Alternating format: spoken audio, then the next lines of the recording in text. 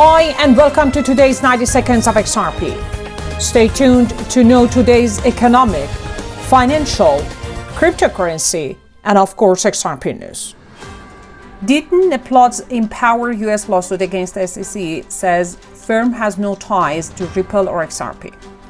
In a tweet, attorney Deaton stressed that Empower Oversight has no affiliation with him, CryptoLaw, Ripple, Crypto or XRP.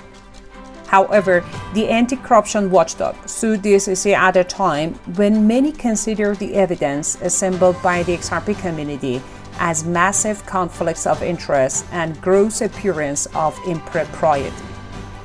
Deaton said the SEC is stonewalling any attempt to shed light on conflicts of interest at the agency because it is hiding the truth. David Schwartz, the Ripple blockchain chief technology officer, said he agrees 100% that the Ben meme coin project is a rug pull, given Armstrong's decision to join the team. China, one of the biggest economies in the world, has registered its lowest inflation numbers in more than 2 years, according to numbers coming from the National Bureau of Statistic. Thanks for watching. Don't forget to subscribe and watch our other videos to know more about XRP, Ripple, and all world's economic news.